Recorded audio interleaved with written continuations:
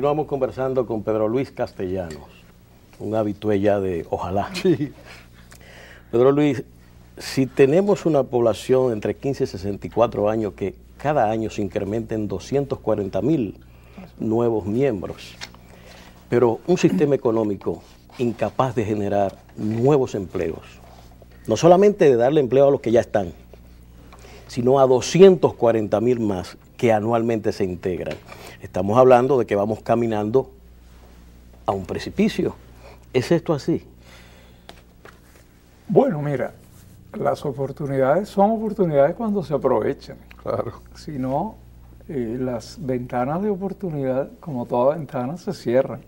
Y claro, cuando un país no aprovecha las ventanas de oportunidad, está comprando un riesgo de enfrentarse a situaciones muy complejas, muy difíciles. Pero afortunadamente en el país se ha ido conformando un cierto consenso sobre la necesidad de producir cambios importantes en el modelo económico, yo lo creo, en la forma del Estado. O sea, es. hay una sensación de que estamos llegando a un momento en el cual se han agotado muchas cosas que nos permitieron llegar hasta aquí, en la economía, las políticas sociales, públicas, las institucionalidades, etc. Podemos decir incluso, Pedro Luis, que el gran empresariado representado en el CONEP y en la ANGE, pues han dado recientemente declaraciones que van en esa tendencia, apuntan en esa tendencia. Hay una pulsión social por el cambio del modelo. Sí, está en el ambiente. Se puede ser aprovechado, ¿verdad? De manera que hay una doble oportunidad. Sí. Ahí está la oportunidad demográfica, está la oportunidad de la posibilidad de construir consensos mínimos, claro, para hacer viables cambios que son importantes. El llamar la atención sobre el desafío demográfico me parece importante desde la perspectiva de políticas públicas, porque el país ha cambiado. Y no a la misma velocidad ha cambiado nuestra mentalidad como dirigentes del país. El país cambió delante de nosotros y no hemos cambiado nuestra manera de mirar al país al mismo ritmo. Por ejemplo, las políticas de nuestro país, muchas de las políticas sociales todavía nos miran como un país predominantemente rural, con mentalidad rural, con ubicación rural, con mentalidad rural, antigua, atrasada. Somos un país urbano. Sí.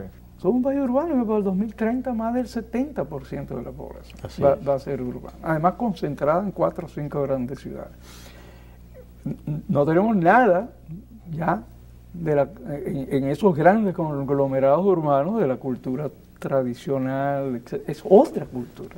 Es una sociedad abierta, es una sociedad desafiante, emprendedora, con iniciativa, fuertemente, que interactúa muy intensamente en espacios relativamente pequeños, pero además que cada vez más reclama sus derechos. Sí. Va tomando conciencia, claro, de las oportunidades que hay y que no están llegando.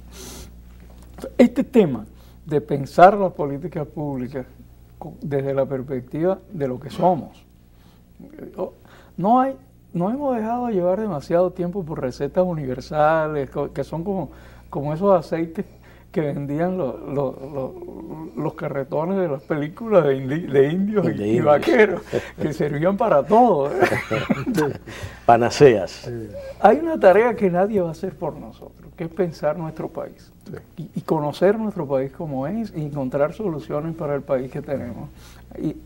Y el país que tenemos es un país de jóvenes.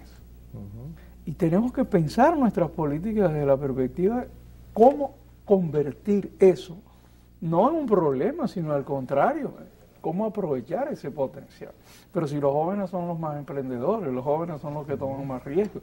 Además, los jóvenes son mucho más educados que las generaciones anteriores. Es verdad. Tenemos quejas sobre la calidad del sistema educativo, todo esto, pero la verdad es que su nivel de formación es superior al de las generaciones anteriores.